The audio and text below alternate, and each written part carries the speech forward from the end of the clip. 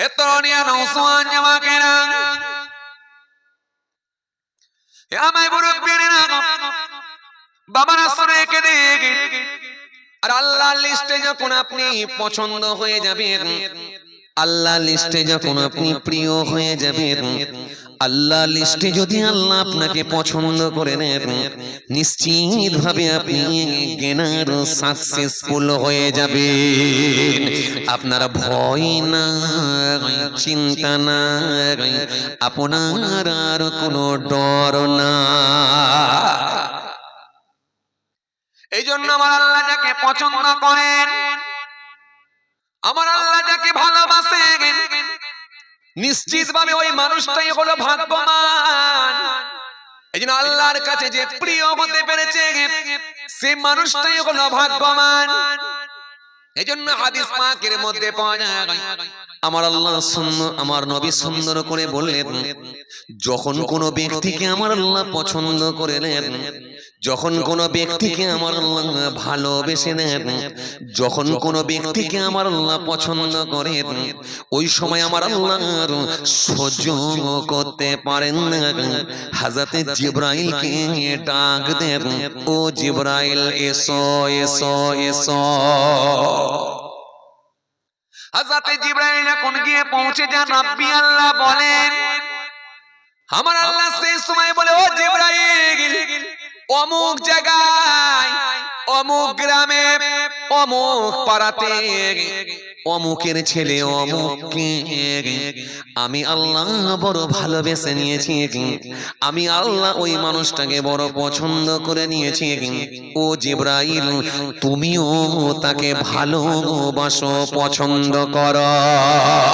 কিতাবের মধ্যে পাওয়া যায়, হযরত জিবরাইল তখন ওই মানুষটাকে ভালোবাসতে থাকেন।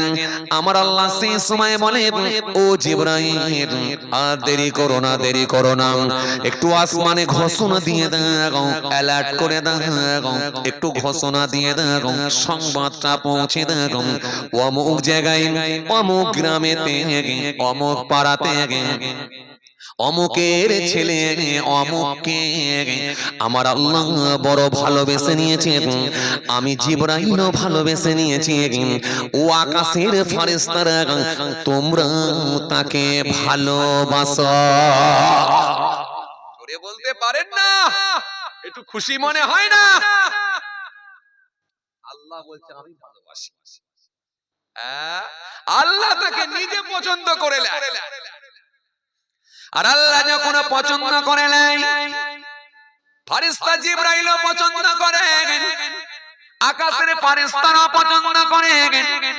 এরপরে আমার আল্লাহ সহ্য করতে পারেন না, ওই মানুষটাকে আমার আল্লাহ এত ভালোবেসে নেন, আমার আল্লাহ সহ্য করতে না পেরে, আমার আল্লাহর স্থির না থাকতে পেরে পৃথিবীর মানুষের ভেতরে ওই মানুষটার মহব্বত বাড়িয়ে দেন, আন্তরিকতা বাড়িয়ে দেন, ভক্তি বাড়িয়ে দেন, ভালোবাসাটা বাড়িয়ে দেন।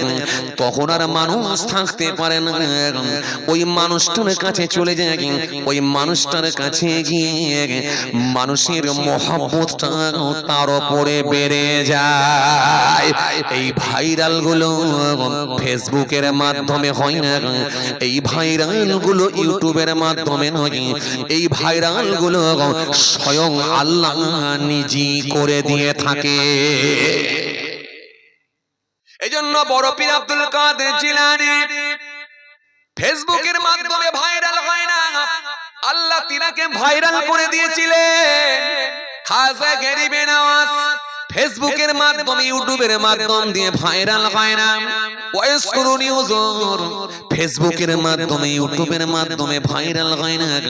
ফুরফুরা শরীফ পীর আবু বকর সিদ্দিক দাদা হুজুর পীর কেবলা রাহমাতুল্লাহ আলাইহি, তিনিও ফেসবুকের মাধ্যম দিয়ে, ইউটিউবের মাধ্যম দিয়ে ভাইরাল হয় না। আল্লাহ তিনাকে ভাইরাল করেছেন। পাঁচ হুজুর কেবলা আল্লাহ ভাইরাল করেছেন।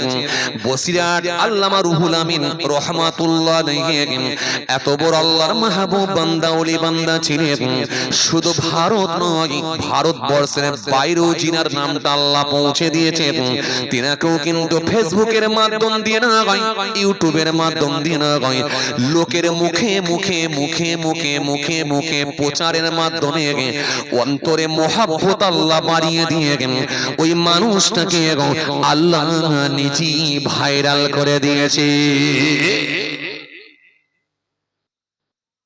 শিকারের জায়গা আছে, কথা বলে। আজ তো বক্তৃতা করতে গেলে ভাইরাল হওয়ার জন্য কিছু হুজুর বক্তা আছে, দেখবেন ইউটিউবারকে ভাড়া করে নিয়ে যায়। কি ঠিক বলছি না ভুল বলছি? যদিও এখানে অনেক ইউটিউবার আছে বলে, এতগুলো ক্যামেরা লাগিয়েছে বলে আপনি যেন ভাববেন না যে হুজুর ভাড়া করে নিয়েছে। তওবা, আমি কোনোদিন কোন ইউটিউবারকে ভাড়া করে নিয়ে যাই। কারণ আলহামদুলিল্লাহ আপনাদের দোয়ায় আমি তো ইউটিউবের জগৎ থেকে উঠিনি, আল্লাহ আমাকে অনেক আগে থেকেই তুলে দিয়েছেন, আল্লাহর শুকর। আমার পীর মুর্শিদদের দোয়া, আমার নবী পাকের ওসিলা, আর আপনাদের মুরব্বি বাবাজিদের দোয়া। আমি যখন প্রথম ওয়াজ করতাম তখন মানুষ টেপ রেকর্ডে রেকর্ডিং করতে যেত। সে বড় বড় ব্যাটারি ছিল, ব্যাটারি বুঝতে পারছেন, ব্যাটারি যে টর্চের যে ব্যাটারি গুলো হয় না, ওই ব্যাটারিতে লোকে টেপ রেকর্ডে রেকর্ডিং করতে যেত। তখন সেই ফেতেওয়ালা ক্যাসেটের যুগ ছিল, কথা বুঝতে পারছেন? আজকের কথা বলিনি, অনেক আগেকার কথা বলছি। তারপরে সিডি ক্যাসেট বেরোলো, সিডি গোল গোল ক্যাসেট, তারপরে চিপে রেকর্ড হতো। এখন সব মোবাইলে হয়ে যাচ্ছে, ইন্টারনাল মেমোরি আছে, এতেই রেকর্ড হয়ে গেল। আবার ইউটিউবে দিলেন, ইন্টারনেটের মাধ্যমে আপনার হাতে চলে আসছে। তো সুতরাং আপনাকে আমি যেটা বোঝাতে চাইছিলাম, তার মানে আমি কিন্তু ভাড়া করে কখনো কোনো ইউটিউবার নিয়ে যাই না। আলহামদুলিল্লাহ, এরা ভালোবাসে, আমি গেলে চলে আসে, এই টাকাই। কিন্তু কিছু বক্তা ওয়াইজিন তারা ভাড়া করে করে ইউটিউবার নিয়ে যায়, এটা অস্বীকারের জায়গা না। যাক, যেতে হবে, অসুবিধে কিছু নেই। নতুন বক্তা ওয়াইজিন থাকলে নিয়ে যেতেই পারে, এতে আমার কোনো আপত্তি নেই। কিন্তু আমি বুঝাতে চাইছি, আল্লাহওয়ালা ব্যক্তি যারা, তাদেরকে আল্লাহ নিজেই ভাইরাল করে দেয়। এদের জন্য কোনো প্রচার প্রসার লাগে না, আল্লাহ নিজে ভাইরাল করে দেয়। কারণ সেই মানুষগুলোর উপরে আল্লাহ নিজে খুশি হয়ে গেছে। এটা অস্বীকারের কোনো জায়গা নেই বাবাজি। আসেন, ওই জায়গাটাই তো পৌঁছানো বড় কঠিন। ওই জায়গায় পৌঁছাতে হলেই তো বড় কঠিন। নফসের সঙ্গে লড়াই করতে হবে আপনাকে, আপনাকে নফসের সঙ্গে লড়াই করতে হবে, তাকওয়াওয়ালা ব্যক্তি হতে হবে। এত সহজ নয়, অনেক চাপ, অনেক চাপ। পুরো কমপ্লিট করতে পারলে আল্লাহ যদি দয়া করে দেন তবে, না হলে কিন্তু হওয়া খুব কঠিন। আসেন, আমরা যেমন মানুষ, অন্তত পাস তো করতে হবে, ছেড়ে দিলে তো আর হবে না। কথা বলে না, ভালো নাম্বার হবে না জানি, রেজাল্ট খুব ভালো হবে না জানি, কিন্তু পাস তো করতে হবে। পাসটা তো নাম্বার তুলতে হবে, ছেড়ে দিলে তো হবে না, হাল ছাড়লে তো হবে না, 5 নম্বরটা তো তুলতে হবে। আসেন, ভুল বুঝবেন না, রাগ করবেন না, 5 ওয়াক্ত নামাজ ছাড়বেন না, বছরে 1 মাস রোজা ছাড়বেন, আর হালাল খাদ্য ছাড়া হারাম খাদ্য খাবেন না যদি বুঝতে পারেন। আর এই জবান দিয়ে অনর্থক কথা বলবেন না, বাজে মন্তব্য করবেন না, বাজে কথা বলতে যাবেন। জবানটাকে একটু কন্ট্রোলে রাখবেন, একটু কন্ট্রোলে রাখবেন জবানটাকে। জি, আর মনটাকে একটু পরিষ্কার আমাদের করতে হবে। আল্লাহ যদি রাজি হন, আল্লাহ যদি ঈমানের সঙ্গে মৃত্যু দেন, ইনশাআল্লাহ আপনি গেনার, আপনি সাকসেস। কোরআন শরীফের মধ্যে আল্লাহ সুন্দর করে বললেন, যালিকাল কিতাব লা রাইবা ফি হুদাল লিল মুত্তাকিন আল্লাযীনা ইউমিনুনা বিল গায়বি ওয়া ইয়াকিমুনাস সালাহ ওয়া মিম্মা রাযাকনাহুম ইউনফিকুন ওয়াল্লাযীনা ইউমিনুনা বিমা উনজিলা ইলাইকা ওয়া মা উনজিলা মিন ক্বাবলিক ওয়া বিল আখিরাতি হুম ইউকিনুন। আল্লাহ কোরআনের মধ্যে সুন্দর করে আয়াত দিয়েছেন, সূরা বাকারা, সুন্দর করে আল্লাহ। এই জন্য আমার আল্লাহ সুন্দর করে আমরা সোনা বান্দা, যালিকাল কিতাব লা রাইবা ফীহি হুদাল লিল মুত্তাকিন। এই সেই কিতাব যার মধ্যে কোনো সন্দেহ নাই, যার মধ্যে কোনো সন্দেহ নাই, ভুল তো দূরের কথা, কোনো সন্দেহ নাই। হুদাল লিল মুত্তাকিন, আর মুত্তাকিদের জন্য হেদায়েত স্বরূপ। জোরে বলতে পারেন না? মুত্তাকিদের জন্য হিদায়াত স্বরূপ। এরপর আমার আল্লাহ সুন্দর করে বলেন, সোনা বান্দা, আল্লাযীনা ইউমিনুনা বিল গায়বি ওয়া ইউকিমুনাস সালাহ ওয়া মিম্মা রাযাকনাহুম ইউনফিকুন। এরপর আল্লাহ সুন্দর করে বললেন, আল্লাযীনা ইউমিনুনা বিল গায়বি, যারা গায়েবের উপরে বিশ্বাস করেছে, আল্লাযীনা ইউমিনুনা বিল গায়বি ওয়া ইউকিমুনাস সালাহ, নামাজ যারা আদায় করেছে, ওয়া মিম্মা রাযাকনাহুম ইউনফিকুন, আর আমি আল্লাহ তাদেরকে যা রিজিক দিয়েছি ওই হালাল মাল থেকে আমার রাস্তায় কিছু ব্যয় করে দিয়েছি। শুধু 5 নম্বর তোলার মতো দিচ্ছি আপনাদেরকে।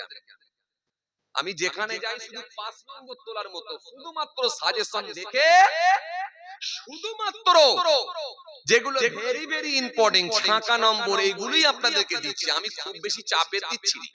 তাহলে তো বলতাম তাহাজ্জুদ পড়ো, তাহলে তো বলতাম চাস পড়ো, তাহলে তো বলতাম ইশরাক পড়ো, তাহলে তো বলতাম আবাবিল পড়ো, তাহলে তো বলতাম অনেক নফল রোজা করো, তাহলে তো বলতাম অনেক সুন্নতের উপরে পাবন্দী হন, অনেক বেশি ইবাদত করেন বলতাম। হ্যাঁ, বারণ করিনি, করতে পারে আলহামদুলিল্লাহ, করতে পারলে আপনি আলহামদুলিল্লাহ। কেন? আপনিও আল্লাহর ওলি হয়ে যাবেন। জোরে বলতে পারেন না? নবীর দরজা বন্ধ হলেও কিন্তু ওলির দরজা কথা বলে না, ওলির দরজা খোলা। আপনি ওলি হয়ে যাবেন, চেষ্টা করলে ভালো নাম্বার পাবেন, এটা একদম ঠিক। কিন্তু ভালো নাম্বার যদি নাও পায়, তাহলে থার্ড ডিভিশনে পাসটা তো করতে হবে রে বাবা। আরে কথা বলছেন না কেন? কেউ হায়ার নাম্বার পাবে, হ্যাঁ, মাধ্যমিকে স্টার মার্ক পাবে, লেটার পাবে, আবার কেউ থার্ড ডিভিশনে পাস করবে। দুটো স্টুডেন্ট কিন্তু সমান নয়। তার যে আপনার কি বলে, দুটো স্টুডেন্ট সমান নয়, তার যোগ্যতা দক্ষতা অনেক বেশি। যে হায়ার নাম্বার পেয়েছে, কিন্তু এই ছেলেটাও তো বলতে পারবে, ভালো নাম্বার না হলেও বলতে তো পারবে আমি মাধ্যমিক পাস। কথা বলে না, মাধ্যমিক পাস এটা তো বলতে পারবে। তার মানে আমাদেরকে এখন যা অবস্থা, কোন রকমে 5 নম্বর তুলে বেরোতে হবে, না হলে কোনো রাস্তা নাই, কোনো রাস্তা নাই। এই জন্য আসলে বাবাজি আমার মায়ের আল্লাহ সুন্দর করে বললেন, এক নম্বরে কে? আল্লাযীনা ইউমিনুনা বিল গায়বি, যারা গায়েবের উপরে বিশ্বাস করবে, যারা গায়েবের উপরে বিশ্বাস করবে। আল্লাযীনা ইউমিনুনা বিল গায়বি ওয়া ইউকিমুনাস সালাহ, নামাজ আদায় করবে, ওয়া মিম্মা রাযাকনাহুম ইউনফিকুন, আর আমি আল্লাহ তাদেরকে যা রিজিক দিয়েছি তা থেকে আমার রাস্তায় কিছু ব্যয় করে দেবে। জোরে বলতে পারেন না? তাহলে কটা কাজ বললাম? কথা বলেন, কটা কাজ? এর ভিতরে কটা কাজ বললাম এখন পর্যন্ত? কটা কাজ বললাম বাপ? 5টা বললাম, এখন 2টো বললাম। এখন কটা? এই আয়াতের মধ্য দিয়ে কটা বললাম কাজ? আবার শুনেন, 1 নম্বরে কি? গায়েবের উপরে বিশ্বাস করবেন, না দেখে বিশ্বাস। তার মানে কি? জোরে বলেন, এটাই হলো ঈমান। না দেখে বিশ্বাস করা, এটাই হলো ঈমান। গায়েবের উপরে বিশ্বাস করবে, না দেখে আল্লাহর উপরে বিশ্বাস করা, মেনে নেওয়া। দ্বিতীয় নম্বরে কি? আল্লাহ বললেন 2 নম্বরে কি? দ্বিতীয় নম্বরে তারা সালাত আদায় করবে। আর 3 নম্বর হলো আমি যা তাদেরকে রিজিক দিয়েছি হালাল মাল থেকে কিছুটা আমার রাস্তায় ব্যয় করবে। কাজ কটা? এখনো পর্যন্ত 3টে, এরপরে একটু বাড়তে পারে, সেটা পরে আসছে। এখনো পর্যন্ত 3টে। তাহলে 1 নম্বরে ছিল কি? গায়েবের উপরে বিশ্বাস। এটার নাম কি? এটার নাম হলো ঈমান। কিন্তু ঈমান আনাটা কি? জোরে বলেন, ঈমান আনা কি? ঈমান আনা কি? সুন্নত ওয়াজিব, ফরজ, মুস্তাহাব, মুস্তাহসান, নফল, কোনটা ঈমান আনা কি? কথা বলে না কেন চাচাগুলো? হ্যাঁ, ঈমান আনা যদি ফরজ হয় তো ফরজ কয় প্রকার? ফরজ কয় প্রকার? কথা কয় না, জানেন না ভাই, জানে না ক্লিয়ার কথা। সুন্দর বলেছে। আচ্ছা আপনারা বলেন তো ঈমান আনা যদি ফরজ হয়, ফরজ কয় প্রকার? আরে বাবা গুনে বলেন না রে বাবা। নামাজ পড়া ফরজ, রোজা রাখা ফরজ, হজ করা ফরজ, যাকাত দেওয়া ফরজ। আরে কত ফরজ আছে গুনে বলেন না। অনেক অনেক। আমার একটা মাইনাস পয়েন্ট কি জানেন? আমি লোককে বকাই। আমার একটা মাইনাস পয়েন্ট কি জানেন? আমি পাবলিককে বকিয়ে বকিয়ে ওয়াজ করি, মানে দর্শককে বকিয়ে বকিয়ে ওয়াজ করি, ঘুমোতে দিই না। এই যে আমার একটা বাজে অভ্যাস বলতে পারেন, একটা মাইনাস পয়েন্ট বলতে পারেন, যাই বলেন না কেন আপনি বলতে পারেন, এটা আমার কোনো আপত্তি নেই। কিন্তু আমার একটা প্রথম থেকে বাজে অভ্যাস, আমি পাবলিককে ঘুমোতে দিই এই বকায়। একটু বকাচ্ছি বলে আপনারা বিরক্ত হচ্ছেন? জোরে বলেন। এই বকাচ্ছি মানে কেন বলেন দেখিনি? যাতে করে আপনার ধ্যানটা, মনটা ঠিক এই দিকেই থাকবে, আপনি আর অন্য মনস্ক হবেন না। আর এই যে মাথায় ঢুকবে আর ভুলবেন না। ফরজ কয় প্রকার? কথা বলে না। ফরজ যদি 5 প্রকার হয় তো 1 নম্বরে কি? 1 নম্বরে যদি ঈমান আনা হয় তো 2 নম্বরে কি? নামাজ। 2 নম্বরে যদি নামাজ হয় 3 নম্বরে কি? হ্যাঁ, রোজা যদি 3 নম্বরে হয় তো 4 নম্বরে কি? হজ 4 নম্বরে যদি হজ হয় তো 5 নম্বরে কি? যাকাত। যাকাত যদি 5 নম্বরে হয় আর নাই, ওযুর ভেতরে ফরজ আছে না নাই? এই বলে আছে। তাহলে ওযুর ভেতরে যদি ফরজ থাকে তার মানে কটা হলো? হ্যাঁ, 6টা না 9টা? 9টা। কেন ওযুর ফরজ কটা? জোরে বলো। 4টে। তাহলে 4টে যদি ওযুর ফরজ হয় তাহলে কটা হলো? এদিকে 5 ওদিকে 4, তার মানে 9। বাহ, সুন্দর কিন্তু বলছে ভাই। তাহলে মোট হলো কটা? 9টা কমপ্লিট। গোসলের ভেতরে ফরজ কটা? সমস্যা কটা? 3টে। আচ্ছা 3টে যদি হয় তার মানে কটা? 12টা। এই 12টাই শেষ, আর কিছু আছে? বলে বার করেন। সব আমি বার করব, আপনারা একটু খুঁজে খাজে দেখবেন না? আরে পকেটে হাত ভরেন না, দেখেন না কিছু বেরোয় নাকি? আর নেই? হ্যাঁ, আছে।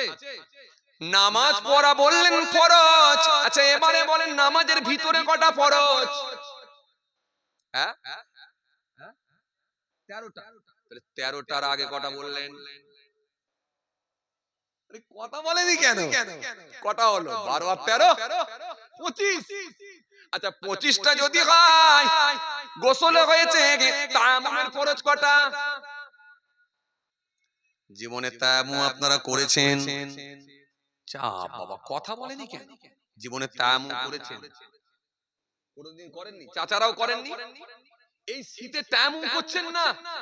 হাই আল্লাহ, আল্লাহ ফেসালিটি দিয়েছে আর আপনি কাজে লাগাবেন না। চাচা এই শীতেতে তায়াম্মুম করছেন না? শর্তের মধ্যে কি পড়ছেন আপনার? শর্তগুলো মিলিয়েছেন? শর্তগুলো মিলিয়েছেন? কি বিপদে পড়েছি বলো দেখি। ঠান্ডা পানিতে উজু করছেন? হ্যাঁ, এই ভোরবেলা মোটরের পানিতে উজু? আল্লাহু আকবার, আল্লাহু আকবার। জি, আমি জলসা থেকে যখন বাড়ি পৌঁছাই ম্যাক্সিমাম দিনটাই আমার ফজর হয়ে যায়। তো ফজরের সময় নামাজ পড়ব। এবারে ওই গরম পানি মেশিন টেশিন চালানোর থেকে আমি একদিন মনে করলাম যে একটু ঠান্ডা পানিতে উজু করে নিই, যা হয়। কথা বুঝছেন না? এই মনে করে যেই মোটরের পানি খালি ট্যাপটা ঘুরিয়েছি, খালি 2 হাত এই পর্যন্ত, কবজি পর্যন্ত হয়েছে, হয়ে আর কিছু বুঝতে পারিনি হাত। পুরো অসার হয়ে গেছে। আমি তো চিন্তা করছি বুড়ো লোক চাচাও এই ঠান্ডা পানিতে উজু। আল্লাহু আকবার, আল্লাহু আকবার। গরম পানিতেও নয়, আল্লাহু আকবার। চাচা কি বলছেন? পাগড়িওয়ালা চাচাটা কি বলছে? গরম পানি না ঠান্ডা পানি? কল টানলে গরম পানি বেরো। এই লাইনে যেতে চাইছিলেন আমি। আল্লাহ সুযোগ করে দিলেন, ব্যবস্থা করে দিলেন। বান্দা তোমার মোটর ছাড়ো, টিউবওয়েলে পানি টানো। শীতকালে আমি আল্লাহ তোমার জন্য নিচে থেকে গরম পানি দেব। আর গ্রীষ্মকালে যখন তাপমাত্রা 44 ডিগ্রি 43 ডিগ্রি উঠে যাবে, ওই গরম পানি, ট্যাঙ্কের পানি তুমি খেতে পারবে না, গোসলও করতে পারবে না। কিন্তু টিউবওয়েল যখন টানবে, আমি আল্লাহ কুদরতি ক্ষমতায় ফ্রিজের পানি ভেতর থেকে বের করে দেব। এটাই তো কুদরতি ক্ষমতা, অস্বীকারের জায়গা নাই। আপনি যদি একটু ভাবেন, একটু যদি আপনি ভাবেন আল্লাহর কুদরতি ক্ষমতা নিয়ে, যদি একটু মনে করেন, নিজেকে যদি একটু ভাবান, নিশ্চিত ভাবে আপনি আল্লাহর কুদরতি ক্ষমতার কথা যদি একটু মনে করেন, আপনি নাক আর কপাল দিতে, সিজদা দিতে আপনি বাধ্য হবেন। আপনি নামাজের বাটিতে সিজদায় চলে যেতে বাধ্য হবেন যদি আপনি একটু ভাবেন। আল্লাহর নিয়ামত নিয়ে বলে আপনাকে শেষ করা যাবে না। কিন্তু বড় আফসোস, আমরা নিজেরা ভাবি না, নিজেদেরকে ভাবাই না। গোলমালটা এখানে। চলুন আলোচনায় ফিরে আসি, নালে শেষ করতে পারবো না। তাহলে এখন পর্যন্ত আপনারা ফরজের হিসাব কটা দিলেন? 25টা। তায়াম্মুম ধরেননি এখন, তায়াম্মুম ছাড়াই, মানে তায়াম্মুম জীবনে কোনোদিন করেনি, ওই জন্য হিসাবটাও জানে না। বলছে আমি তায়াম্মুম কোনোদিন করিনি। কি বিপদে পড়েছি আল্লাহ। মাঝে মাঝে করবেন, হ্যাঁ, শর্ত যদি মিলে যায় করবেন। তাহলে শুধু শুধু যেন করতে যাবেন না, করবেন। কেন? আল্লাহ আপনাকে জরুরতের মাসলা দিয়েছেন, তো চাপ কি আছে? সুযোগ যখন দিয়েছে আপনি কেন কাজে লাগাবেন না? আপনি মুসাফির হয়ে গেছেন, কেন 4 রাকাত নামাজ পড়তে যাবেন? ফরজ 2 রাকাত পড়বেন তো আপনি। কেন আপনি পড়বেন? 2 রাকাত পড়বেন তো আপনি। আপনি মুসাফির হয়ে গেছেন, আপনার জন্য জুম্মাও লাগবে না। মুসাফির হয়ে গেছেন, জামাতও লাগবে না। আরে মুসাফির হয়ে গেছেন, রোজাও লাগবে না, রোজাও লাগবে না। এই কথা বলে দিলে আবার কিছু বুড়ো লোক আছে, দূরে যদি বিয়াই বাড়ি থাকে, আবার বিয়াই বাড়ি পালাবে রোজার মাসে। কথা বলেন, এই কথা বলে দিলে কিছু বয়স্ক বুড়ো লোক আছে, দেখবেন দূরে যদি বিয়াই বাড়ি থাকে, রোজার মাসে বিয়াই বাড়ি পালাবে, বলবে রোজাও লাগবে না বলেছে হুজুর। না, এর সঙ্গে একটু ভেঙে দিই, রোজার মাসে রোজা লাগবে না যেহেতু আপনি মুসাফির হয়েছেন, তবে ফিরে এসে তো আপনাকে রাখতে হবে। কথা বলেন, যে কটা রোজা ছেড়েছেন সে কটা রোজাই কিন্তু আপনাকে আদায় করতে হবে, পূরণ করতে হবে রোজা। কিন্তু জুম্মা আপনার জন্য ছাড়, আপনার জন্য জামাত ও মাফ ছাড়। কিন্তু সমস্যা তো একটা আছে, আছে বলতে কি বলেন দেখিনি, আপনার বিআই সাহেব জুম্মার দিনে, আজকে তো জুম্মা গেল না, আজকে এই জুম্মার দিনে আপনার বিআই সাহেব বেলা 11টা 11:30টার সময় এসে যদি বিআই বাড়িতে এসে যদি শুয়ে পড়ে, বলে শরীরটা খারাপ লাগছে, উঠে জোহরের নামাজ পড়বো, পাড়ার লোকেরা ছাড়বে আপনাকে? কথা বলে ছাড়বে? মাচায় বসে বসে কি বলবে বলেন দেখিনি? দেখেছিস অমুকের বাড়িতে অমুকের শ্বশুর এলো, কি অমুকের বিআই এলো, এত বড় দাঁড়ি, বড় জুব্বা, মাথায় পাগড়ি, জুম্মাটা পড়লো নি। কথা বলে, সমালোচনা করবে কি করবে না? এই করবে কি করবে না? করবে। এইজন্য বহু মানুষ খালি গুনাহগার হয়ে যাচ্ছে এই শুকনো পাপ করে। এগুলো নাম দিয়েছে শুকনো পাপ, মানে এক্সট্রা পাপ করছে, এক্সট্রা গুনাহ করে নিচ্ছে, শুকনো পাপ। এজন্য রাসূল একটা হাদিস দিয়েছেন, ক্বালা ইয়্যাকুম ওয়াযন্না ফাইন্না যন্না আকযাবুল হাদিস। তোমরা ধারণা করে কথা বলো না, আন্দাজে কথা বলো না, আন্দাজে কথা বলাটাই হলো মিথ্যা। ধারণা করে কথা বলাটাই হলো মিথ্যা, আন্দাজে কথা বলাটাই হলো মিথ্যা। আপনি ছেলের বিয়ে দিয়েছেন, খুব ভালো করে তাকান আমার দিকে, নাহলে ওয়াজ বুঝতে পারবেন না। ছেলের বিয়ে দিয়েছেন, 1 সপ্তাহ হয়ে গেল, 1 সপ্তাহ পরে আপনার ছেলের সম্বন্ধী অর্থাৎ শালা বাবু আপনার বাড়িতে এসেছে, বুনাই বাড়িতে এসেছে একটা লাল কালারের চকচকে মোটরসাইকেল। ওই মোটরসাইকেল নিয়ে এসে যখন গেটের সামনে রেখেছে, বুনাই বাড়ির দরজার সামনে রেখেছে, রেখে যখন ভিতরে গেছে, সারা এলাকায় খবর হয়ে গেল অমুকের ছেলের 1 সপ্তাহ আগে বিয়ে হয়েছে আর মোটরসাইকেলটা আজকে ঢুকছে। কথা বলে না, কথা বুঝতে পারছেন কি বলছি? অথচ যার নিয়ে বলছেন যে যৌতুক নিয়েছে, ফোন নিয়েছে, মোটরসাইকেলটা ঢুকেছে, অথচ সে লোক নিজেই জানে না যে আমার নামে চারিদিকে ছড়িয়ে গেছে যে আমি নাকি মোটরসাইকেল নিয়েছি। তার মানে এটা সম্পূর্ণ আন্দাজে কথা, ধারণা করে কথা, ভিত্তিহীন কথা।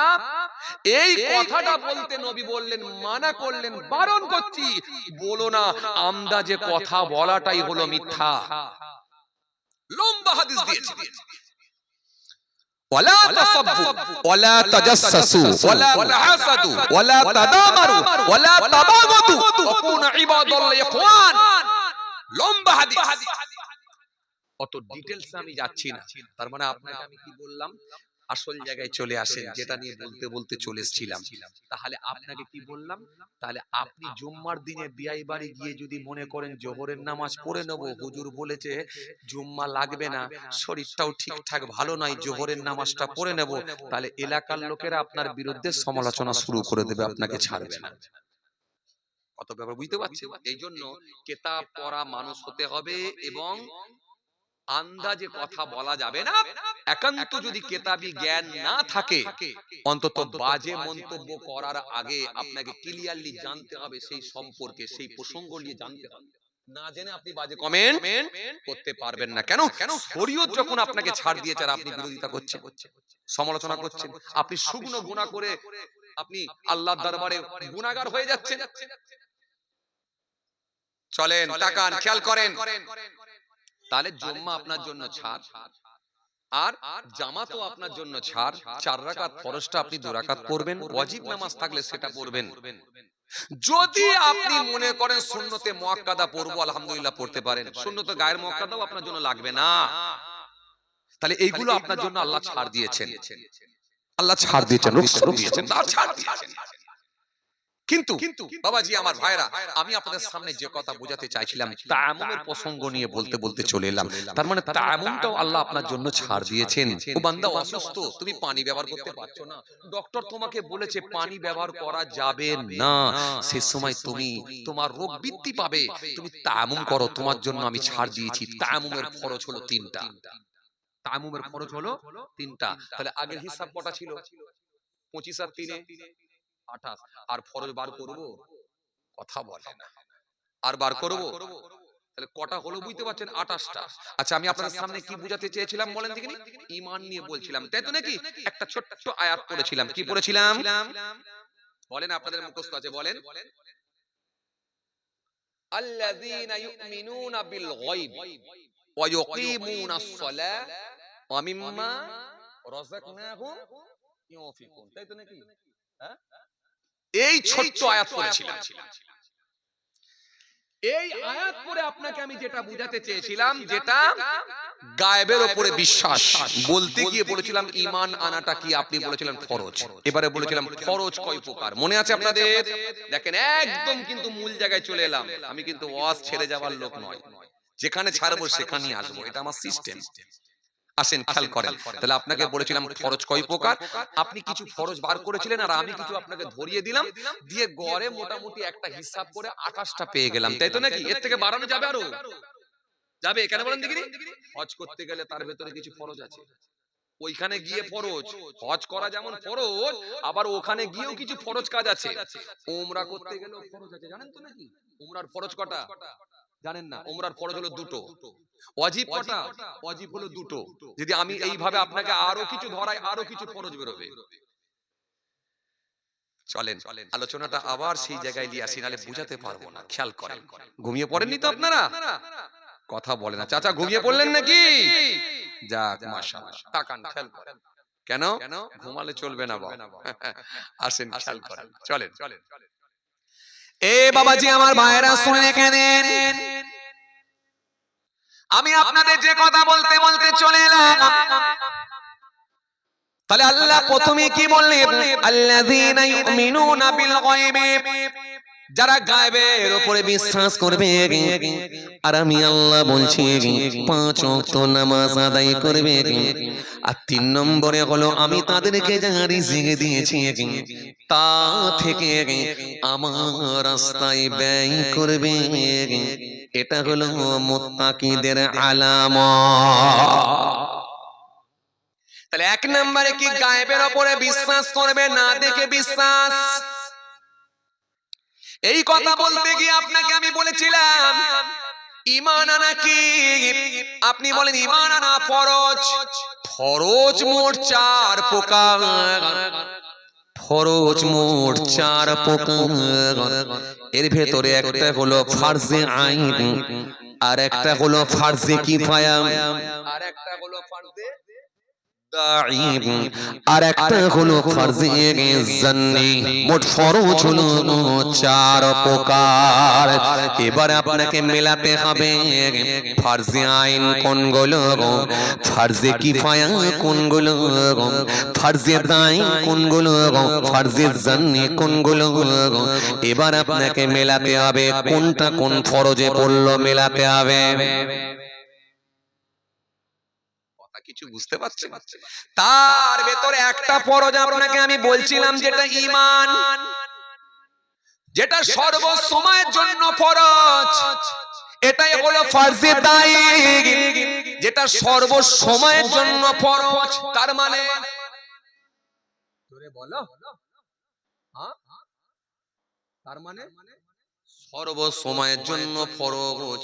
তার মানে আরে বাবা বলতে পারছেন না, নামাজ তো একটা নির্দিষ্ট টাইমে আপনার জন্য ফরজ হয়। আপনি যদি মনে করেন জোহরের নামাজ রাত 8টার সময় পড়ব, হবে না। রাত 8টার সময়ের নামাজ, এশার নামাজ যদি বলেন বিকেল 4টের সময় পড়ব, হবে? কথা হবে না। ও বাবাজি আমার ভাইরা, কিন্তু এমন একটা ফরজ যেটা সর্ব সময়ের জন্য ফরজ, সর্ব সময়ের জন্য ফরজ। রাতে যেমন ফরজ, দিনে তেমন ফরজ, সকালে যেমন ফরজ, বিকালে তেমন ফরজ, সর্ব সময়ের জন্য ফরজ। গাড়িতে যেমন ফরজ, মাঠেতেও তেমন ফরজ। মানে এই ফরজটা আপনাকে সর্ব সময় বাঁচিয়ে রাখতে হবে। তার মানে সেটা কোন ফরজ? ঈমান। এই তো মিলে গেল। তাহলে এত কিন্তু কিন্তু করে বলছেন কেন? আমি তো আপনার কথাই বলছি। ঈমান, কেননা ঈমানের গুরুত্ব সবথেকে বেশি। ইন্নাল্লাযীনা আমানু ওয়া আমিলুস সালিহাত কানাত লাহুম জান্নাতুল ফিরদাউসি নুজুলা। ইন্নাল্লাযীনা আমানু ওয়া আমিলুস সালিহাত লাহুম জান্নাতুন তাজরি মিন তাহতিহাল আনহার যালিকাল ফাওজুল কাবীর। ওয়া মা ইয়ামাল মিনাস সালিহাতি মিন যাকারিন আও উনসা ওয়া হুয়া মুমিনুন ফাউলাইকা ইয়াদখুলুনাল জান্নাহ ওয়া লা ইউযলামুনা নাকিরা। এইজন্য আল্লাহ সুন্দর করে বলে 1 নম্বরে ঈমান। নিশ্চয় যারা ঈমান এনেছে, ইন্নাল্লাযীনা আমানু ওয়া আমিলুস সালিহাত কানাত লাহুম জান্নাতুল ফিরদাউসি নুজুলা। নিশ্চয় যারা ঈমান এনেছে আর সৎ কর্ম ভালো কাজগুলো করেছে, আমি আল্লাহ বলছি তাদেরকে আমি জান্নাত দেব। ছুড়ে বলবেন না সুবহানাল্লাহ, একটু মহব্বতে বলবেন না। তাহলে ঈমান এনে আর ভালো কাজ করলে আমি আল্লাহ কথা দিচ্ছি তাদেরকে জান্নাত দিয়ে দেব। তাহলে ঈমান এমন ফরজ যেটা সর্ব সময়ের জন্য আপনার জন্য আমার জন্য ফরজ। তার মানে এই ফরজকে আপনি তরক করতে পারবেন না, ছেড়ে দিতে পারবেন না। এজন্য জীবনে একবার কলেমা পড়া হলো ফরজ, কলেমা একবার পড়া হলো ফরজ। আর কালেমার অর্থের উপরে মৃত্যু পর্যন্ত বিশ্বাস করার নাম হলো ফরজে দাঈব। মানে মৃত্যু পর্যন্ত বিশ্বাস করতে হবে, এটা আপনি ছেড়ে দিতে পারবেন না। এজন্য রাসূলুল্লাহ বললেন ভালো মৃত্যুর আলামত গুলো নবী দিলেন, তার ভেতরে বললেন হ্যাঁ ওই কলেমা মান কানা আখিরু কালামিহি লা ইলাহা ইল্লাল্লাহ দাখালাল জান্নাহ। আমি রাসূল বলছি যে ইমানদারের শেষ কথা হবে কলেমা বেশক সে জান্নাতি। জোরে বলতে পারেন না? তাহলে এই কলেমা পড়া একবার জীবনে পড়া হলো ফরজ। এইজন্য কিতাবের মধ্যে পাওয়া যায়, কিতাবের মধ্যে পাওয়া যায় যে ব্যক্তিটা আন্তরিকতার সঙ্গে একবার খালি কলেমা শরীফ পড়ে লা ইলাহা ইল্লাল্লাহ মুহাম্মাদুর রাসূলুল্লাহ সাল্লাল্লাহু আলাইহি ওয়াসাল্লাম, লা নেই কি নেই ইলাহা কোন মাবুদ, কোন স্রষ্টা, কোন সৃষ্টিকর্তা, কোন মাবুদ, কোন স্রষ্টা, কোন সৃষ্টিকর্তা নেই, কোন মাবুদ নেই, কোন স্রষ্টা নেই, কোন সৃষ্টিকর্তা ইল্লাল্লাহ কেবলমাত্র আল্লাহ ছাড়া, আল্লাহ ছাড়া কোন মাবুদ নাই। আল্লাহ ছাড়া কোন মাবুদ নাই, আল্লাহ ছাড়া কোন স্রষ্টা নাই। লা ইলাহা ইল্লাল্লাহ, লা ইলাহা নেগেটিভ, ইল্লাল্লাহ এটা হলো পজিটিভ। নেই কোনো মাবুদ আল্লাহ ছাড়া, নেই কোনো স্রষ্টা আল্লাহ ছাড়া। পরে কি বলা হলো মুহাম্মাদুর রাসূলুল্লাহ সাল্লাল্লাহু আলাইহি ওয়াসাল্লাম। মুহাম্মদ সাল্লাল্লাহু আলাইহি ওয়াসাল্লাম বলেন আল্লাহ নবী, আল্লাহ রাসূল, আল্লাহর প্রীত দূত। জোরে বলবেন না, খুশি মনে বলবেন না। এই জন্য এই কলেমাটা জীবনে একবার পড়া হলো ফরজ। আর কালেমার অর্থের উপরে মৃত্যু পর্যন্ত বিশ্বাস স্থাপন করা, এটা হলো ফরজে দাইন। কলেমার মধ্যে নাজহাতুল মাজালিস কিতাবের মধ্যে পাওয়া যায় কলেমার মধ্যে মোট 12টা অক্ষর আছে। যদি কোনো ব্যক্তি একবার খালি শ্রদ্ধার সঙ্গে আন্তরিকতার সহিত একবার খালি কলেমা শরীফটা পড়ে আমার আল্লাহ এত খুশি এত রাজি হয়ে যায়, ওই একবার কলেমা পড়ার বদৌলতে তার নেকির খাতায় আমার আল্লাহ খুশি হয়ে গিয়ে রাজি হয়ে গিয়ে একবার কলেমা পড়ার বদৌলতে 12 মাসের গুনাহগুলোকে আল্লাহ মাফ করে দেয়। জোরে হবে না? আরো জোরে হয় না? কিতাবের মধ্যে পাওয়া যায়, কিতাবের মধ্যে পাওয়া যায় শেখ আব্দুল হক মুহাদ্দিস দেহলভী রাহমাতুল্লাহ আলাইহি ফতোয়া আজিজি কিতাবের মধ্যে লিখেছেন যে ব্যক্তি একবার খালি শ্রদ্ধার সঙ্গে কলেমা শরীফ পড়বে আমার আল্লাহ এত খুশি হয়ে যায়, এত রাজি হয়ে যায়, ওই একবার কলেমা পড়ার বদৌলতে তার নেকির খাতায় আমার আল্লাহ 4000 নেকি আল্লাহ লিখে দেয়।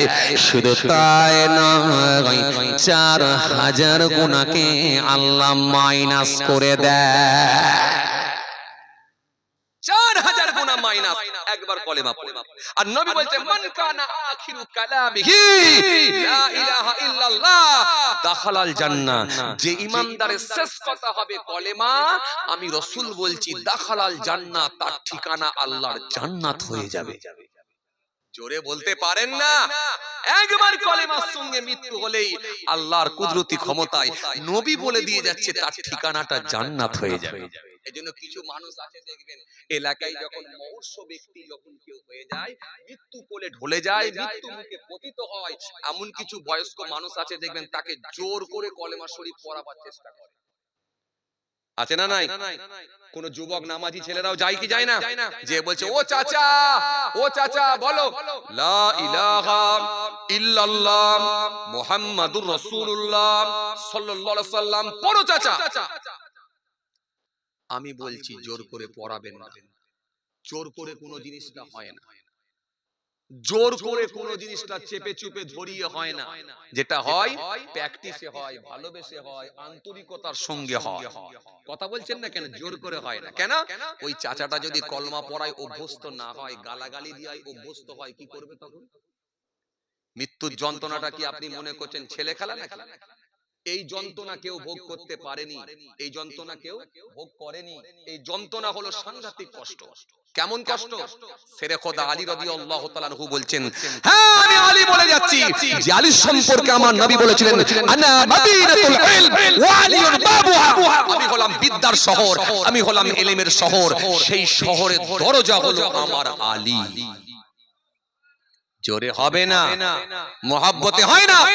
আমি বলছি আমি ইলমের শহর, শহরের দরজাটা হলো, গেটটা হলো আমার আলী। সে হযরতে আলী রাদিয়াল্লাহু তাআলা আনহু বলছেন, আমি আল্লাহর শপথ করে, আল্লাহর কসম করে বলি, কুদরতি ক্ষমতার কাছে সব ক্ষমতা হার আমার, আমি আলী যে কুদরতি হাতে আমার জীবন, সে আল্লাহর শপথ করে কসম করে বলি, তরোয়ালের 1000 আঘাত মৃত্যু কষ্ট অপেক্ষা সহজ। কথাটা মনে হয় খুব ভালোভাবে আপনারা নিতে পারেন, কেন বুঝেননি বলে এজন্য হালকা করে মাথা নাড়ছেন। যদি বুঝতেন, ঠান্ডা বেরেনে যদি নিজেকে ভাবাতেন, বুঝতে পারতেন তরোয়ালের 1000 আঘাত মৃত্যু কষ্ট অপেক্ষা সহজ। কাউকে যদি তরোয়াল দিয়ে 1000 বার কোপানো হয়, কিছু পাওয়া যাবে? মনে হচ্ছে যেভাবে মাথা নাড়ছেন, মনে হচ্ছে তরোয়াল ছিটকে বেরিয়ে যাবে, সবটাই রয়ে যাবে। কি বলছে? ধারালো তরোয়াল দিয়ে যদি কাউকে 1000 বার আঘাত করা হয়, কোপানো হয়, কিছু পাওয়া যাবে? জোরে বলেন, পাওয়া যাবে? কিমা হয়ে যাবে, মগজ ভাজার নাই হয়ে যাবে, বট্টি হয়ে যাবে, কিমা হয়ে যাবে। হযরতে আলী বলছেন তার থেকে মওতের কষ্ট বেশি। এবার আপনাকে আমি আসল কথাটা বোঝাতে চাইছি, ফিরে আসুন। এখন এই সিচুয়েশনে যখন সে মওতের কষ্ট যখন শুরু হয়ে যাবে, জাকানদানির কষ্ট যখন শুরু হয়ে যাবে, আজরাইল যখন তার জান বের করার কাজ শুরু করবে, যখন সে মৃত্যু মুখে পতিত হবে, মৃত্যুর কোলে ঢলে পড়বে, জাকানদানির কষ্ট যখন চালু হয়ে যাবে, ভিতর থেকে ঘাড়ঘাড়ানি শব্দ শুরু হয়ে যাবে, এখন যদি জোর করে ওই চাচাকে পড়ানো হয়, পড়ো চাচা লা ইলাহা ইল্লাল্লাহ মুহাম্মাদুর রাসূলুল্লাহ সাল্লাল্লাহু আলাইহি ওয়াসাল্লাম, পড়ো চাচা, ওই চাচাটা কি পড়তে পারবে বলে মনে হয়? কথা বলে। এখন কষ্টের চোটে যদি জোর করে তাকে পড়ানো হয়, কি হবে?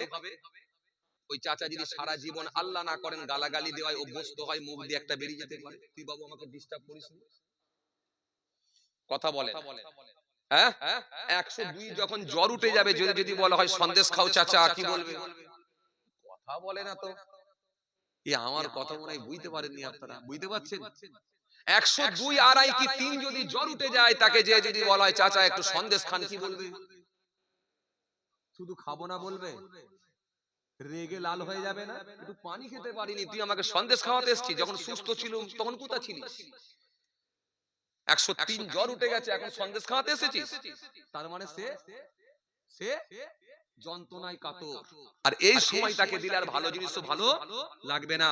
মৃত্যুর যখন কষ্ট শুরু হয়ে গেছে, ওকে যদি আপনি বলেন জোর করে কলেমা পড়ো, তখন সে পড়তে পারবে না। সারা জীবন পড়ায় অভ্যস্ত নয়, বরং মুখ দিয়ে একটা বেফাস কথা বলে ফেলতে পারে, একটা বেফাস কথা বলে ফেলতে পারে, একটা নেগেটিভ কমেন্ট করে ফেলতে পারে, যার কারণে সেটাই তার জীবনের শেষ কথা হতে পারে, আর সেটার কারণে তার ঈমানও চলে যেতে পারে।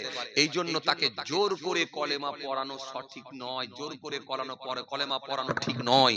বরং আপনি যদি তাকে কলেমা পড়াতে ইচ্ছা পোষণ করেন, আপনি নিজে যান, গিয়ে পাশে দাঁড়িয়ে দাঁড়িয়ে নিজে নিজে পড়ুন, লা ইলাহা ইল্লাল্লাহু মুহাম্মাদুর রাসূলুল্লাহ সাল্লাল্লাহু আলাইহি ওয়াসাল্লাম। আপনি নিজে নিজে পড়ুন। আর আপনার শুনে যদি একবার সে পড়ে নিতে পারেন, আপনার শুনে যদি তার জবান দিয়ে আল্লাহ একবার পড়িয়ে নেয়, ওই লোকটাই হলো ভাগ্যবান। কেন আমার নবী বললেন যার শেষ কথা হবে কলিমা গো, আমি রাসূল বলছি তার ঠিকানা হবে আল্লাহর জান্নাত। তবে একটা কথা, সারা জীবন ধরে যদি পড়াই না অভ্যস্ত হয়, মৃত্যুর সময় বেরোনোটাও বড় কঠিন হয়ে যাবে। কথা ঠিক কিনা বলেন ভাই? সারা জীবন ধরে পড়ায় অভ্যস্ত, নামাজ আছে, রোজা আছে, দিন আছে, ধর্ম আছে, ইসলাম আছে, দিন আছে। আমার আল্লাহ ইচ্ছা করলে তার মুখ দিয়ে মৃত্যুর সময় কলেমা বলিয়ে নেবেন। জোরে বলতে পারেন না? তাকে জোর করেও পড়াতে হয় না, বলিয়ে নেবেন। আর যে লোকটা পড়ায় অভ্যস্ত নয়, জোর করে পড়াতে গেলে গোলমাল হবে। চলুন, আমি আপনাকে যেটা বোঝাতে চাইছিলাম, তাহলে ফরজ 4 প্রকার, আমি একটা একটা করে বলে দেবো, খুব খেয়াল করবেন কিন্তু। আসেন, এর মধ্যে ফরজে দাইম নিয়ে বলছিলাম, যেটা সর্বসময়ের জন্য ফরজ। এই নিয়ে বলতে গিয়ে কলেমা সম্পর্কে 2-4 কথা বলছি, কলেমার গুরুত্ব। তাহলে জীবনে যদি একবার কলেমা শরীফটা আপনি শ্রদ্ধার সঙ্গে পড়েন, আল্লাহ ইচ্ছা করলে আপনার নেকির খাতায় 4000 নেকি লিখে দেবেন, 4000 গুনাহকে আল্লাহ মাইনাস করে দেবেন, কমিয়ে দেবে। হযরতে মুসা কালিমুল্লাহ একদিন আল্লাহকে বলেন, আল্লাহ আমি হলাম স্পেশাল নবী, আল্লাহ আপনি আমাকে নবী করেছেন, আল্লাহ আপনি আমাকে রাসূল করেছেন, আল্লাহ আপনি আমাকে কালিমুল্লাহ উপাধি দিয়েছেন, সুতরাং আপনি আমাকে একটা স্পেশাল নাম শিখিয়ে দেন, যেটা আমি ছাড়া আর কোনো মানুষ জানবে না। স্পেশাল নাম শেখান, যেটা আমি ছাড়া আর কেউ জানবে না। এই পৃথিবীর জমিনে কিছু স্পেশাল লোক আছে না নাই? দুনিয়ার হিসাবে কিছু স্পেশাল লোক আছে না নাই? কথা বলেন, আছে না নাই? আছে। হ্যাঁ, রাজ্যের দায়িত্বে যারা আছে, কেন্দ্রের দায়িত্বে যারা আছে, দুনিয়ার মানুষ এগুলোকে স্পেশাল লোক বলে মনে করে। কথা বলছেন না কেন? স্পেশাল লোক মনে করে না? এই মনে করে না? রাজ্যের দায়িত্বে যারা আছেন, কেন্দ্রের দায়িত্বে যারা আছেন, দুনিয়ার মানুষ এই লোকগুলোকে স্পেশাল বলে মনে করে। এলাকার প্রধান সাহেব, মেম্বার সাহেব, এলাকার এমএলএ সাহেব, এমপি সাহেব গ্রামে যখন যায়, দুনিয়ার মানুষগুলো তাদেরকে ঘিরে ধরে, স্পেশাল লোক বলে মনে করে। অথচ আপনার মহল্লার ইমাম, যিনি 5 ওয়াক্ত নামাজ জামাতের সঙ্গে পড়াচ্ছেন, ওই মানুষটা রাস্তা দিয়ে হেঁটে হেঁটে যাচ্ছে, তার কদর নাই, তার গুরুত্ব নাই। কথা বলছেন না? ওটা আমাদের পকেটের লোক, মুহাল্লার মৌলবী, মুহাল্লার ইমাম, খুব হালকা করে আমরা ছেড়ে দিই। এই যে রাসূল বলেন, মান আহাব্বা লিল্লাহ ওয়া আগবাদা লিল্লাহ ওয়া আতা লিল্লাহ ওয়া মানা লিল্লাহ ফাকাদ ইসতাকবাল আল ইমান। বন্ধুত্ব যদি কারোর সঙ্গে করো, সেটা যেন আল্লাহর জন্য হয়। কারোর সঙ্গে যদি সম্পর্ক ছিন্ন করো, সেটাও যেন আল্লাহর জন্য হয়। আর কাউকে যদি দান দাও, সেটা যেন আল্লাহর জন্য হয়। দান করা থেকে যদি বিরত থাকো, সেটাও যেন আল্লাহর হয়। তাহলে যদি এগুলো মেনে নিতে পারো, সে তার ঈমানকে পরিপূর্ণ করে নিল। জোরে বলতে পারেন না? খুশি মনে হয় না? চলেন, তাহলে আমি আপনাকে কি বুঝাতে চাইছিলাম?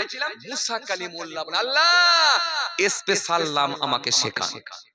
আল্লাহ বলেন, বলো লা ইলাহা ইল্লাল্লাহ, লা ইলাহা ইল্লাল্লাহ। মুসা কালিমুল্লাহ, ও মুসা বলো লা ইলাহা ইল্লাল্লাহ। ও তরুণিয়া, নওজোয়ান জামাকেরা, হে আমার মুরব্বিরা, বাবারা শুনে দেখে এই কথা বলা সাথে সাথে হযরতে মুসা কালিমুল্লাহ বলেছিলেন, আল্লাহ এটা তো আপনার প্রত্যেক বান্দারাই জানে, সুতরাং এই নামটা আমাকে শেখাবেন না, আলাদা একটা স্পেশাল নাম শেখাবেন, যেটা আমি ছাড়া আর কেউ জানবে না। এটা তো সবাই জানে, এটা তো মানুষ জানে, কিন্তু আমাকে স্পেশাল নাম শেখাবেন, যেটা আমি স্পেশাল নবী, আমি ছাড়া আর কেউ জানবে না। স্পেশাল নবী, কেননা যে জামানায় আল্লাহ নবীদেরকে পাঠান, যে জামানায় আল্লাহ রাসূলদেরকে পাঠান, সেই জামানায় নবীদের ঊর্ধ্বে কারো সম্মান আল্লাহ দেন না। মুসা নবী ছিলেন সেই বনি ইসরাইল গোত্রের মানুষ। ওই বনি ইসরাইল গোত্রে মোট 70 জন নবীকে আল্লাহ পাঠিয়েছিলেন। তার ভেতরে মুসা কালিমুল্লাহকে আমার আল্লাহ স্পেশাল নবী করেছিলেন, রাসূল করেছিলেন, কালিমুল্লাহ উপাধি দিয়েছিলেন। মনে রাখবেন, যিনি নবী তিনি রাসূল নাও হতে পারেন, কিন্তু যিনি রাসূল তিনি অবশ্যই নবী। নবী আর রাসূলের মধ্যে তফাৎ আছে।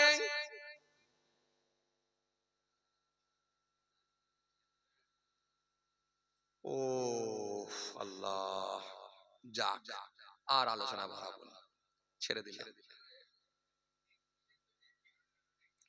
আর বাড়ালে হবে না চাচা, কারণ এই বাড়ালে, একটু বাড়ালে আর একটা আগিয়ে আসবে। কি বলেছিলাম বলেন দেখি? ফারজে দাইন নিয়ে বলছিলাম, এরপরে আসবে ফারজে আইন, ফারজে কিফায়া, ফারজে জান্নি। কেন? আমি আপনাকে একটাই বোঝাতে চেয়েছিলাম, কি বলেছিলাম? গায়েবের উপরে বিশ্বাস, 5 ওয়াক্ত নামাজ, আমি যা রিজিক দিয়েছি তা থেকে ব্যয় করো আমার রাস্তায়, ব্যাস এইটুকুর উপরে আলোচনা করছিলাম। করতে গিয়ে ফরজ 4 প্রকার বলেছিলাম, দিয়ে আমি প্রথম নাম্বার ফরজটা আপনাদের সামনে বলছিলাম, কত গুরুত্ব বেশি এটা বোঝাতে চেয়েছিলাম। এরপরে আসতাম ফারজে আইন, তারপরে আসতাম ফারজে জান্নি, তারপরে আসতাম ফারজে কিফায়া। তাহলে আপনি বুঝতে পেরে যেতেন কোন ফরজের কতটা গুরুত্ব, আপনি বুঝতে পেরে যেতেন ফারজে কিফায়ার গুরুত্ব কত আর ফারজে আইনের গুরুত্ব কত। আপনি নিজে কম্পেয়ার করতে শিখে যেতেন কোন ফরজের গুরুত্ব কত, কোন ফরজের গুরুত্বটা বেশি দিতে হবে, এটা আপনি নিজে বুঝতে পেরে যেতেন। এই যে 4, আমরা হলাম ইসলাম ধর্মের মানুষ। ইসলাম, ISLAM, Islam, I for eyes, for soul, L for love, A for world, M for mankind, I for love all mankind। আমার উচিত সারা বিশ্বের মানুষকে ভালোবাসা। যিনি সারা বিশ্বের মানুষকে ভালোবাসতে পারলেন তিনি প্রফেট মুহাম্মদ মুস্তাফা সাল্লাল্লাহু আলাইহি সাল্লামের একটা আদর্শকে অনুসরণ করলেন। কোন নবী? যে নবী সম্পর্কে আল্লাহ কোরআনের মধ্যে বলেছেন, ইয়া আইয়ুহাল্লাযীনা আমানু ইসতাজিবু লিল্লাহ ওয়া লির-রাসূল ইযা দাআকুম, ইয়া আইয়ুহাল্লাযীনা আমানু লা তারফাউ আসওয়াতাকুম ফাওকা সাওতিন নবী মা আতাকুমুর রাসূল ফাখুযুহু ওয়া মা নাহাকুম আনহু ফান্তাহু। ইয়া আইয়ুহাল্লাযীনা আমানু আমিনু বিল্লাহি ওয়া রাসূলিহি ওয়াল কিতাবিল্লাযী নাযালা আলা রাসূলিহি ওয়াল কিতাবিল্লাযী আনজালা মিন ক্বাবল ওয়া মা ইয়াকফুর বিল্লাহি ওয়া মালাইকাতিহি ওয়া কুতুবিহি ওয়া রাসূলিহি ওয়াল ইয়াউমিল আখির ফাকাদ দাল্লা দালালান বাঈদ। একাধিক জায়গায় তার হাবিবুল্লাহর শান নিয়ে আল্লাহ তুলে ধরেছেন। আজকে সেই হাবিবুল্লাহকে ভালোবেসে এই সুন্দর মাহফিল অনুষ্ঠিত হয়েছে। আমরা কিছু মানুষ এসে বসেছি, আর কিছু মানুষ তারা ঘোরাঘুরি করে কাটাচ্ছি, কিছু মানুষ সময় অন্যদিকে ইনভেস্ট করছি, কিছু মানুষ আমরা এসে এখানে বসেছি। অনেকে হয়তো খোলা মনে, উদার মনে, বড় মনে আল্লাহর সন্তুষ্টি তার হাবিবুল্লাহকে খুশি করার নিয়তেও আমরা এসে বসেছি। কিছু আল্লাহ রাসূলের কথা শোনা এবং পাশাপাশি সেগুলোকে বাস্তবায়ন করা, কথাগুলোকে মূল্যায়ন করা, এই আমাদের লক্ষ্য, অন্য কিছু না। যদিও এখন সোশ্যাল মিডিয়ার যুগ, ইউটিউবের যুগ, এখন সব বক্তা ওয়াইজিন আমাদের পকেটে এসে যাবার কারণে জলসা মাহফিলগুলোর প্রতি আমাদের সেই আন্তরিকতাটা কমে গেছে। আমাদের মধ্যে সেই শিষ্টাচার আদবটা আস্তে আস্তে কমতে চলেছে। আমাদের মধ্যে যে একটা এরকম মাহফিলের প্রতি, কোরআন হাদিসের প্রতি যে ভক্তি ছিল, সে ভক্তিটাও কিন্তু আমাদের মধ্যে আস্তে আস্তে কমতে চলেছে। স্বাভাবিক, যে জিনিসটা আমরা বেশি পাবো সেই জিনিসটার প্রতি মহব্বত কমে যাওয়ারই কথা। কি কথা ঠিক কিনা বলবেন? যতই বেশি মূল্যবান জিনিস হোক না কেন, যত বেশি ভালো জিনিস হোক না কেন, মূল্যবান জিনিস হোক না কেন, খুব বেশি যেটাকে পাবো সেটাকে আমরা সেইভাবে আর গুরুত্ব দিতে পারবো না, মূল্যায়ন করতে পারবো না। এটা ঠিক। এটাই এখানে মুরব্বী বাবাজিরা বসে আছেন, অনেক বাপেরা বসে আছে। জিজ্ঞাসা করে দেখেন, 20 বছর আগেও তো জলসার মাহফিলে গেছে, 30 বছর আগেও তো জলসার মাহফিলে গেছে, 2 কিলোমিটার রাস্তা হেঁটে হেঁটে গেছেন, টর্চ লাইটও ছিল না, হারকেন নিয়ে লণ্ঠন নিয়ে গেছেন, তবুও ওয়াজ শুনতে যাব ওই হুজুর আসছে। আর আজকে আপনার পাড়া জলসা হলে ঠিক মতো লোক আসে না। যে দেখেন এই যে বাজার নাকি দিয়েছে, একটা কথা বলে না, জলসাকে কেন্দ্র করে একটা বাজার হচ্ছে গো, তাই না? বাজার, বাজারে সব লোকজন ঘোরাঘুরি করছে, সব মানে ওদের এইসব লাগে না, কথা বুঝছেন? অথচ দিয়েছে চেয়ার। আগেকার দিনে একটা চটও ঠিক মতো জুটতো না। যে আমি মালদা জেলা, মুর্শিদাবাদ জেলায় গিয়ে এখনো জলসায় গিয়ে আমি দেখেছি সেই প্রথা এখনো তারা ধরে রেখেছে। সেই খড়ের আঁটি তুলে নিয়ে এসে খড়ের আঁটি থেকে খড় বের করে বিছিয়ে বসছে, আবার যাবার সময় খড়কে তুলে দিয়ে যাচ্ছে। এখনো আছে।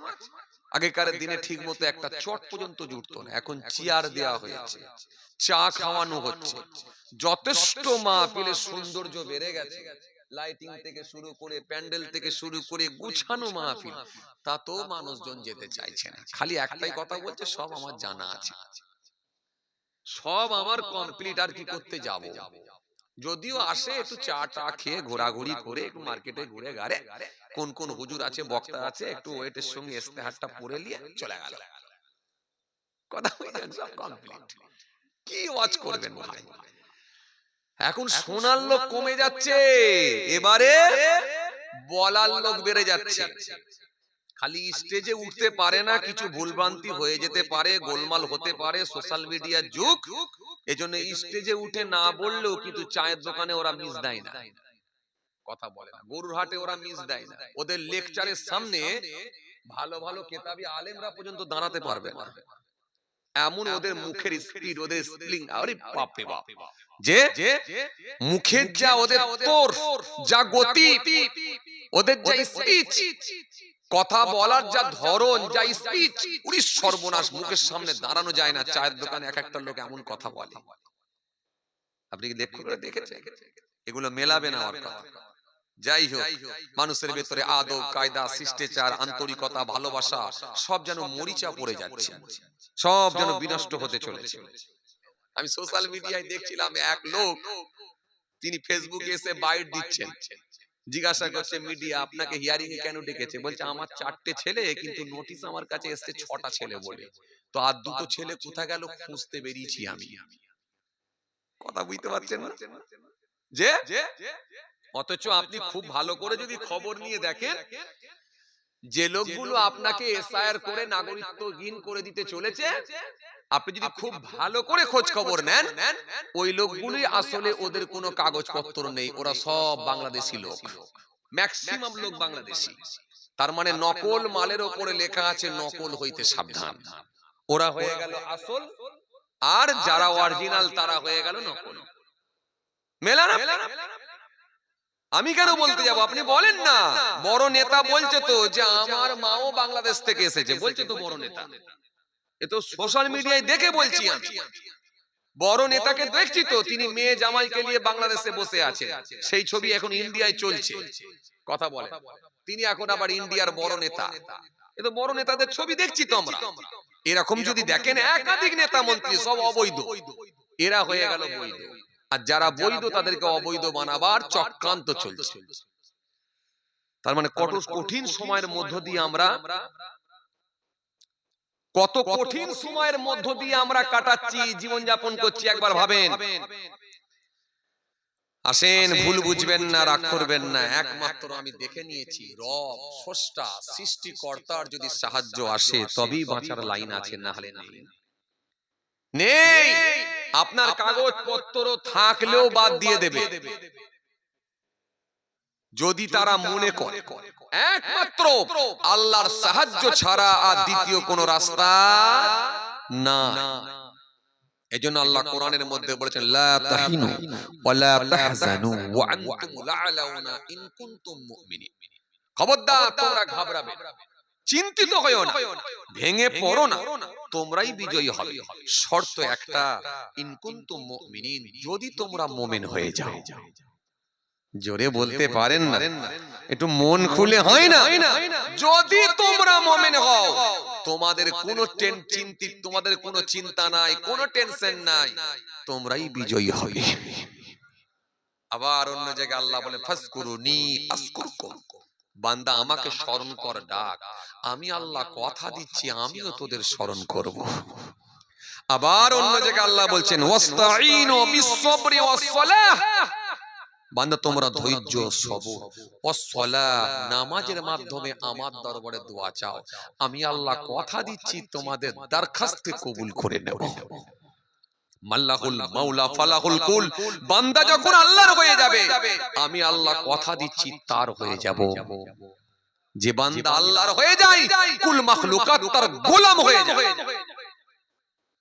খাজা গরিবে নওয়াজকে তো পাথর ছুঁড়ে মারতে চেয়েছিল তো জাদুঘর।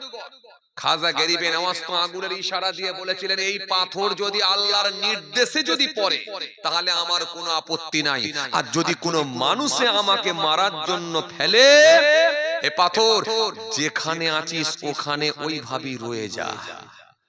জোরে বলতে পারেন না? সেই পাথর তো আজও ঝুলছে, আজও তো ঝুলছে, অস্বীকারের তো কোনো জায়গা নাই। ফুরফুরা শরীফ দাদা হুজুর পীর কেবলা রহমাতুল্লাহ আলাইহি তিনি বলেছিলেন, বাবা আমি তো বুঝতে পারিনি, এটা জমিদার ফ্যামিলিদের জন্য এটা স্পেশাল বগি, স্পেশাল এটা কাউন্টার, স্পেশাল বগি, এটা আমি বুঝতে পারিনি বাবা।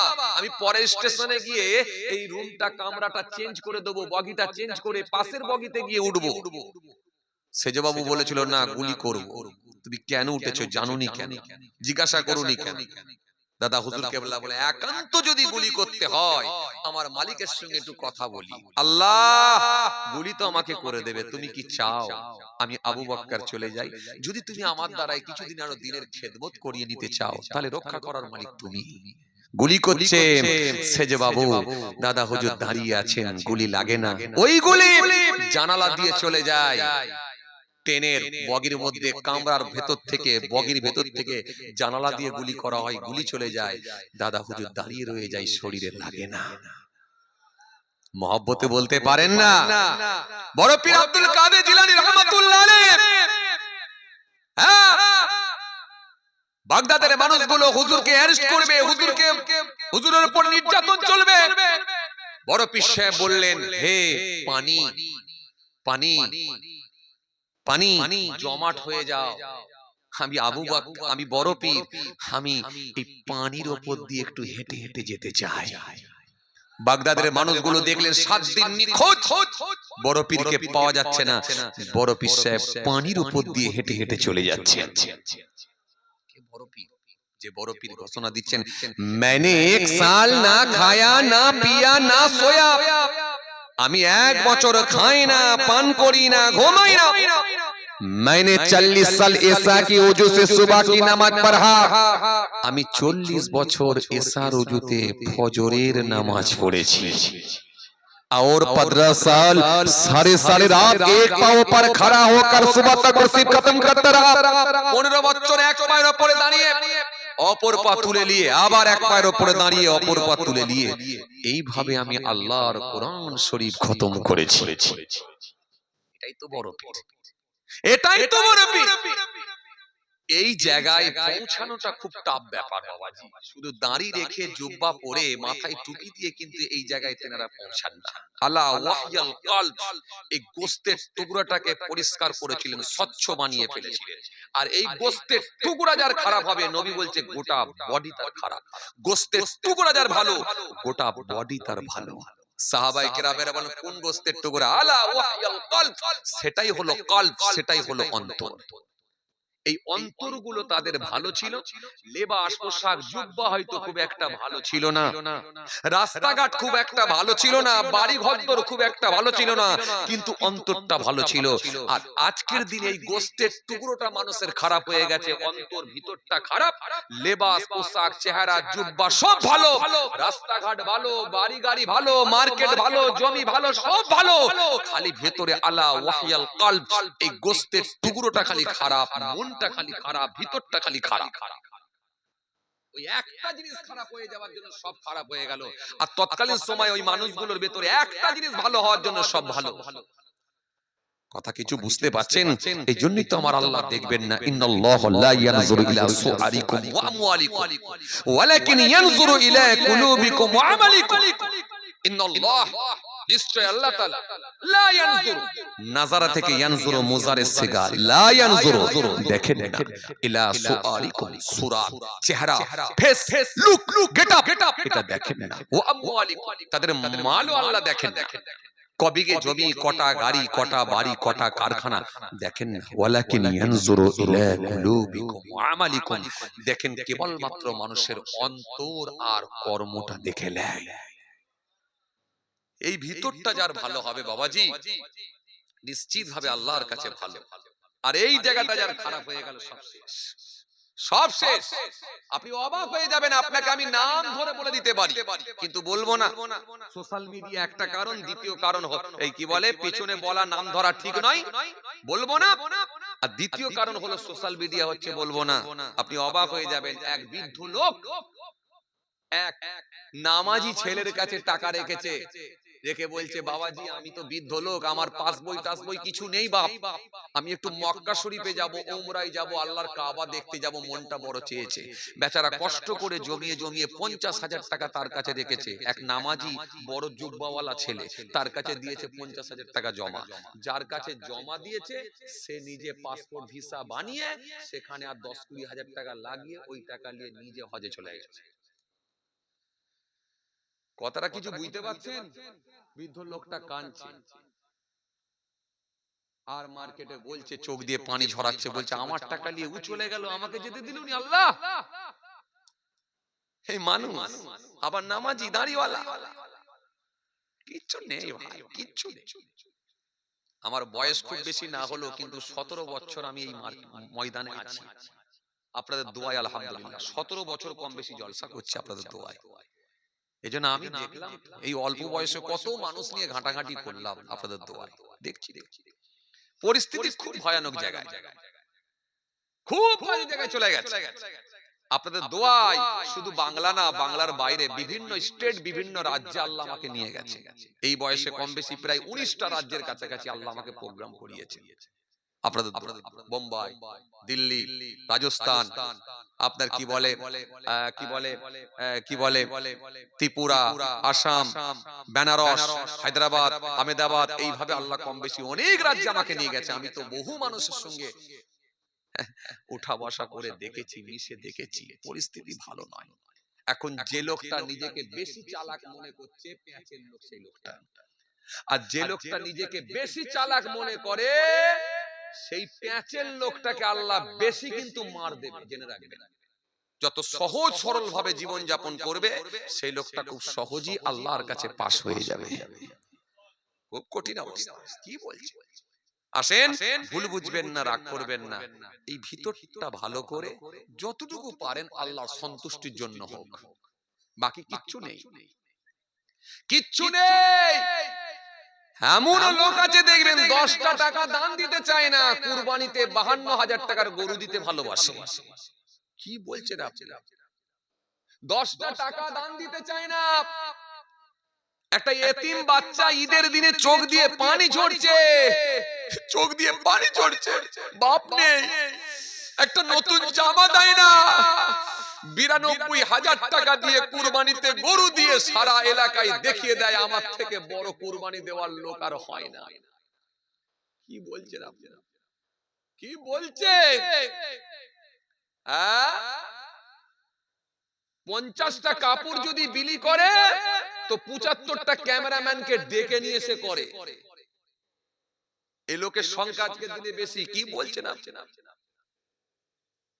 কি বলছেন? ছবি ছাড়া দান দেবে না, লোককে না দেখালে বড় কুরবানি করবে না। কি বলছেন আপনি? হায় রে হায়, সেই ইমানদার তাকওয়াওয়ালা লোক, আল্লাহওয়ালা লোক কোথায়? কমে যাচ্ছে। নেই যে তা না, আছে, কিন্তু কমে যাচ্ছে, মার্কেটে কমে গেছে। এই জন্য রাসূলুল্লাহ সাল্লাল্লাহু আলাইহি ওয়াসাল্লামকে জিজ্ঞাসা করা হয়েছিল, আইয়ুন নাসি আকরাম? ক্বালা আকরামুহুম ইনদাল্লাহি আতকাকুম। আল্লাহ নবী একটু বলেন, আল্লাহর দরবারে সম্মানীয় ব্যক্তি কে? নবী বলেন, ক্বালা আকরামুহুম ইনদাল্লাহি আতকাকুম। হ্যাঁ, আমি রাসূল বলছি, ওই লোকটাই আল্লাহর কাছে সম্মানীয় ব্যক্তি, যে লোকটা সবথেকে বেশি পরহেজগার, তাকওয়াওয়ালা হয়ে গেছে। জোরেও বলতে পারেন না? এই যে একবার সুবহানাল্লাহ বললেন, 10টা নেকি পেয়ে গেলেন। আমি যেগুলো বলছি আপনাকে কোরআন হাদিস দিয়ে বলছি, আমার বানানো কথা নয়। নবী বলছেন, ওই লোকটাই আল্লাহর কাছে সম্মানীয় ব্যক্তি, যে লোকটা সবথেকে বেশি তাকওয়াওয়ালা, পরহেজগার, খোদাভীরু হয়ে গেছে। হ্যাঁ,